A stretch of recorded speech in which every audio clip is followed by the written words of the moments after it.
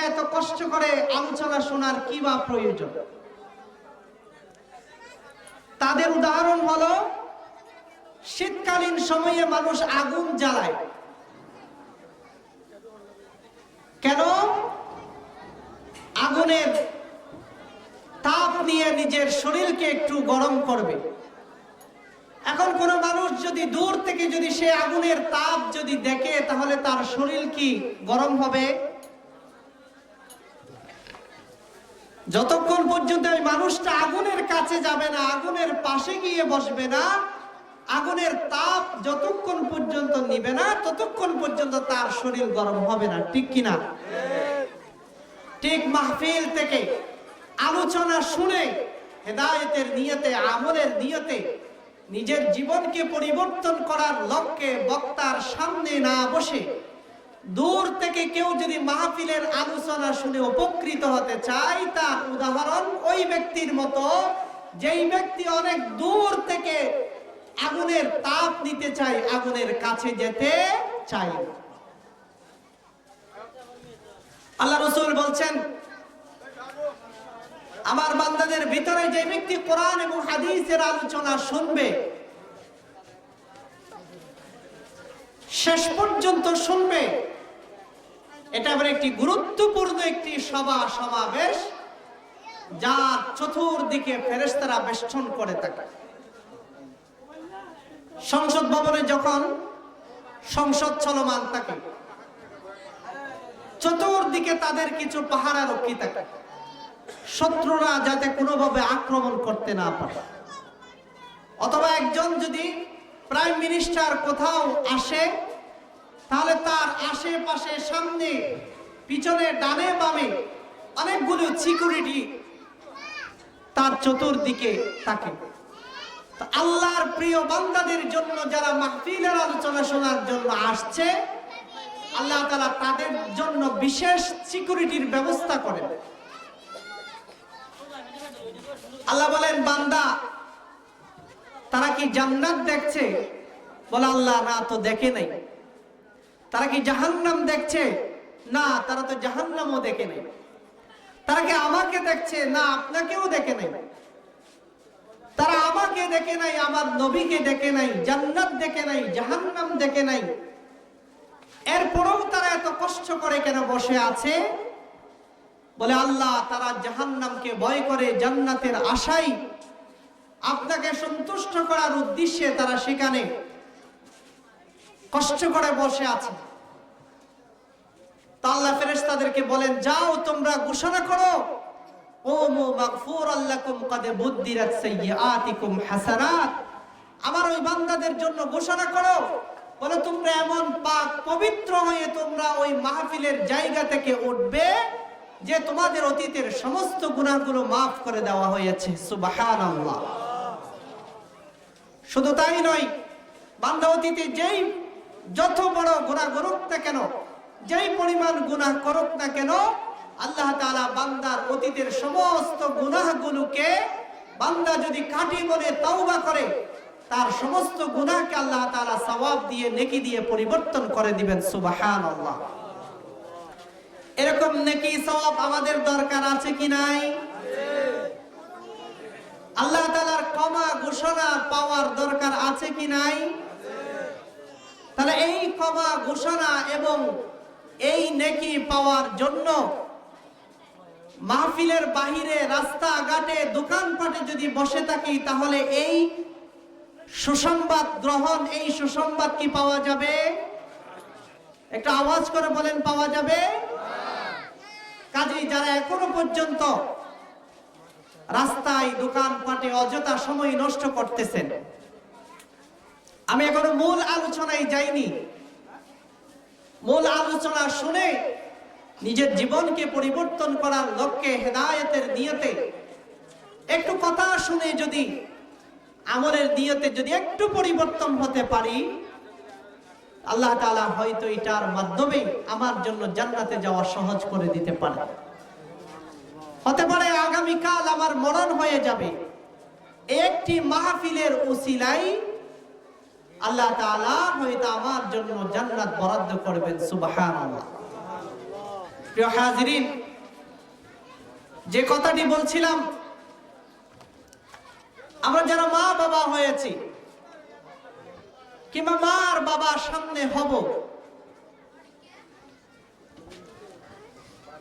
যুবক যুবতী, বৃদ্ধ বৃদ্ধা, সকলের জন্য এই আলোচনাটি শোনা খুবই প্রয়োজন। প্রথম কথা হলো, আল্লাহ তাআলা কোরআনে কারীমের 66 নং সূরা সূরাতুত তাহরীমের 6 নং আয়াত আল্লাহ তাআলা বলছেন, তোমরা নিজেও জাহান্নামের আগুন থেকে রক্ষা করো, নিজেকেও জাহান্নামের আগুন থেকে বাঁচাও, পরিবার পরিজনকেও জাহান্নামের আগুন থেকে বাঁচাও। জাহান্নামের আগুন কেমন? আল্লাহ রাসূল বলছেন, আল্লাহ তাআলা জাহান্নামের আগুনকে 1000 বছর আগুনে পুড়িয়ে জাহান্নামের আগুনকে সাদা করে ফেলছেন। আবার 1000 বছর জাহান্নামের আগুনকে পুড়িয়ে সাদা থেকে লাল বর্ণ করেছেন। আবার 1000 বছর পুড়িয়ে জাহান্নামের আগুনকে কালো করেছেন। বর্তমান সময়ে জাহান্নামের আগুন খুবই কালো, প্রকট কালো আকার ধারণ করে। জাহান্নামের এই আগুন কঠিন এক তাপ নিয়ে, প্রতাপ নিয়ে জাহান্নামের আগুন অবস্থান করছে।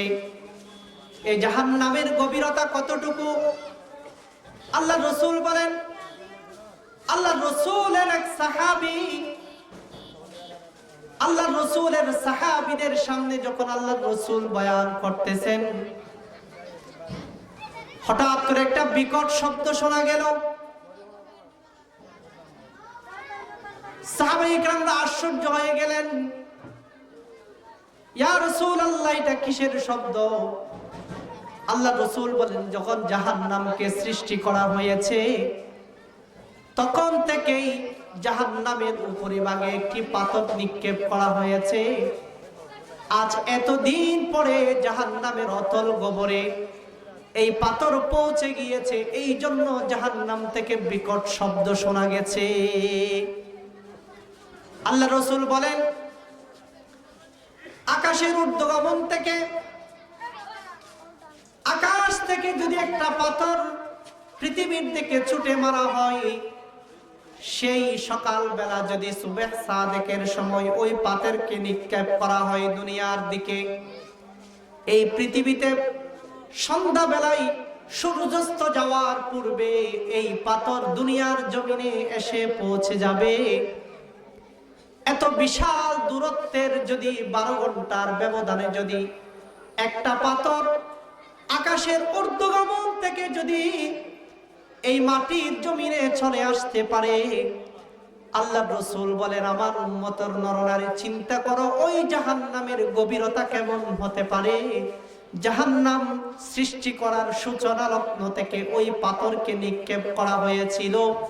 আমি নবীর যুগে ওই জাহান্নামের অতল গহ্বরে, আজকে এই পাথরটি জাহান্নামের অতল গহ্বরে পৌঁছে গেল।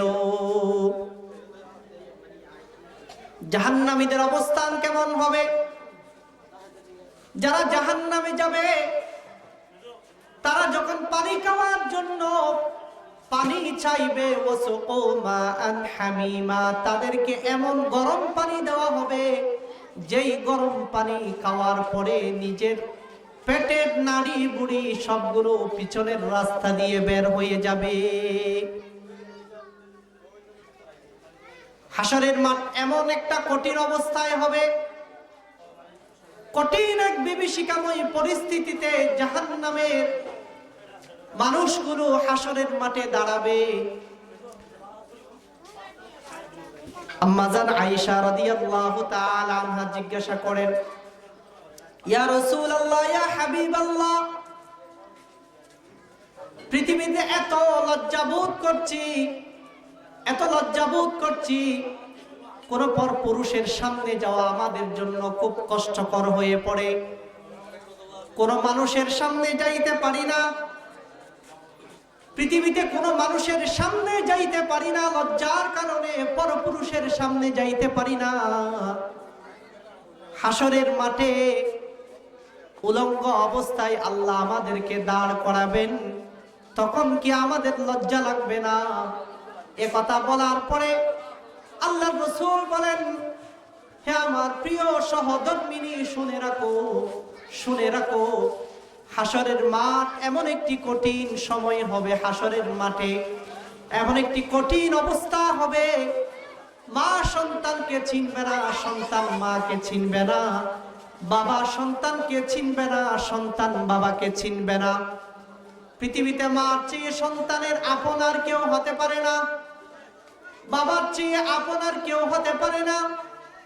এমন সুগভীর সুমধুর সম্পর্ক এই হাসরের মাঠে একজন আরেকজনকে চিনবে না। ইয়াউমা ইয়াফিরুল মারউ মিন আখিহি ওয়া উম্মিহি ওয়া আবিহি ওয়া সাহিবাতিহি ওয়া বানিহি। আল্লাহর রাসূল বলেন, আয়েশা শুনো, মানুষ এত বেশি চিন্তিত হবে, এত বেশি চিন্তিত হবে, কেউ কাকে চিনবে না, কেউ কাউকে চিনবে না। মা সন্তানকে দেখলে এক রাস্তায়, দেখলে অন্য রাস্তার দিকে পলায়ন করবে। বাবা সন্তানকে দেখলে এক রাস্তায়, দেখলে অন্য রাস্তার দিকে পলায়ন করবে। ভাই ভাইকে দেখলে এক রাস্তায়, দেখলে অন্য রাস্তার দিকে পলায়ন করবে। কেন? কেন? ইয়াউমা লা ইয়ানফাউ মালুন ওয়ালা বানুন ইল্লা মান আতাল্লাহা বিকলবিন সালিম ওয়া উযলিফাতিল জান্নাতু লিল মুত্তাকিন। মানুষ ওই দিনের চেয়ে অসহায় আর কোনোদিন হবে না, আর কোনোদিন হতে পারে না। শুধু ভয় করবে, শুধু ভয় করবে, যদি আমার থেকে আমার মা, আমার বাবা, আমার ভাই যদি নেকি নিয়ে যায়, তাহলে আমি ওই চিরস্থায়ী জান্নাতে বড় অসহায় হয়ে যাব। এটা হলো হাসরের মাঠের অবস্থা। মানুষের মাথার মগজগুলি, এই মাথার মগজগুলি কারো নাকের ছিদ্র দিয়ে, কারো কানের ছিদ্র দিয়ে বাতের মাড়ের মতো গলতে থাকবে। কারো হাঁটু বরাবর, কারো কাঁধ বরাবর, কেউ বুক বরাবর নিজের অপরাধের কারণে ঘামের মধ্যে সাঁতার কাটতে থাকবে। সবাই ইয়া নাফসি ইয়া নাফসি বলে আত্মচিৎকার করতে থাকবে। সেদিন কেউ কাউকে চিনবে না, সেদিন কেউ কারো সহযোগী হবে না, সেদিন কেউ কারো সহযোগিতা করতে পারবে না। দুনিয়ার যত বন্ধন আছে, দুনিয়ার যত মায়া মমতা আছে, দুনিয়ার যত ভালোবাসা আছে, সব কিছু দুনিয়াতে শেষ হয়ে যাবে। পরকালীন জীবনে কেউ কারো আপন হবে না। সবাই চোখটা বন্ধ করে একবারের জন্য চিন্তা করেন, সবাই চোখটা বন্ধ করে একবারের জন্য চিন্তা করেন, আমি যদি আজকে রাত্রে মারা যাই, আমাদের হুজুর যদি মসজিদে আমার নামে যদি মাইকে এলান করে, অমুক আব্দুর রহমান আব্দুল খালেক আজ রাত 12টার সময় নিজ বাসভবনে ইন্তেকাল করেছেন, একথা যদি আমার নামে যদি ঘোষণা করা হয়, তাহলে কালকে সকালে, কালকে ফজরের সময় আমাকে ঘরের ভিতরে আমার পরিবারের কেউ আমাকে জায়গা দিবে না। কঠিন এক বাস্তবতা।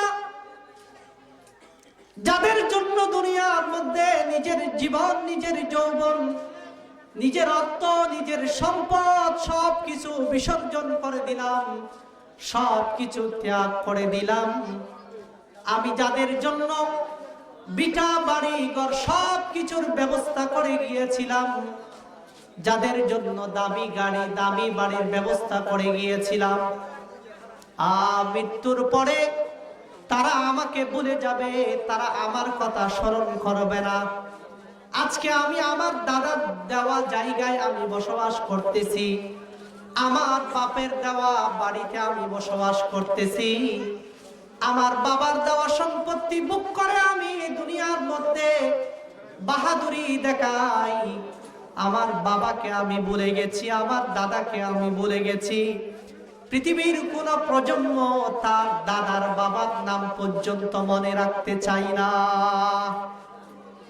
এখানে যদি জিজ্ঞাসা করি, কোন যুবক বলতে পারবে না তার দাদার দাদার নাম কি ছিল, কিংবা তার দাদার বাবার নাম কি ছিল, বেশির থেকে বেশি দাদার নাম বলতে পারে।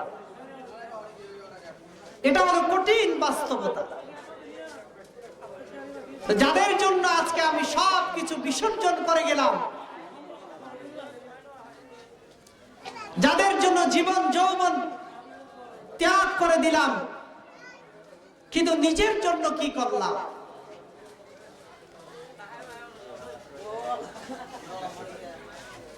নিজের জন্য কি করলাম?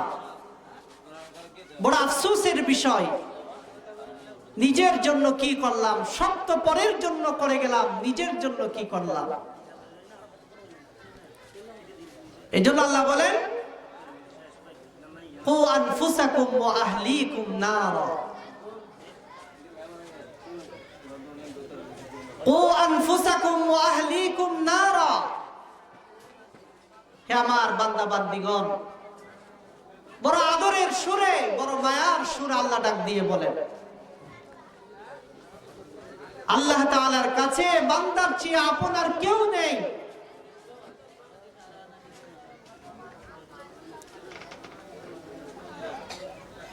দুনিয়াতে যেই জিনিসের পিছনে, যার পিছনে যত বেশি কোরবানি ত্যাগ হয়, তার জন্য মায়া তত বেশি হয়। এটার প্রমাণ একটা সন্তানের পিছনে মায়ের চেয়ে ত্যাগ দেনওয়ালা, মায়ের চেয়ে কোরবানি দেনওয়ালা, মায়ের চেয়ে কষ্ট করার মতো আর কোন মানুষ সন্তানের জন্য হয় না। হয়? এজন্য সন্তানের জন্য মায়ের আদর, মমতা, ভালোবাসা সবচেয়ে বেশি। এই সন্তান, মা এই সন্তানকে 10 মাস 10 দিন পেটে ধারণ করেছেন। মায়ের এই রেহেমে যখন আমার জায়গা হচ্ছিল না, আমার পাটা ছিল মায়ের কলিজা বরাবর। যখন আমার সময় 5-6 মাস 7 মাস হচ্ছে, সময় যত বেশি বাড়তেছে, আমি বারবার মায়ের কলিজাতে লাথি মেরে মেরে আঘাত করতেছি। কত হাজার বার মায়ের কলিজায় লাথি মেরে আঘাত করেছি, তার কোনো সীমানা নেই।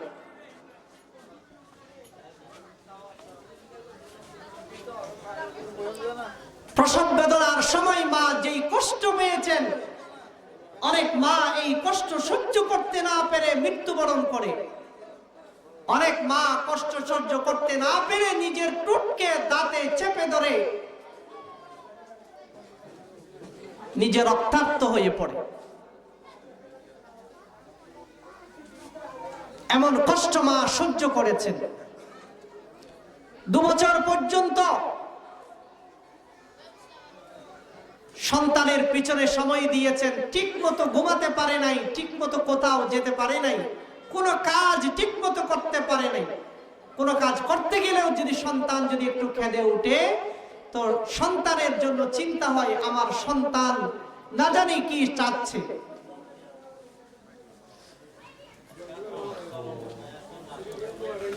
সন্তান যখন প্রচন্ড শীতের সময় মা কষ্ট করে ডান পাশে রাখে, সন্তান পেশাব করে দিয়ে পরিষ্কার করে আবার সন্তান বাম পাশে রাখে।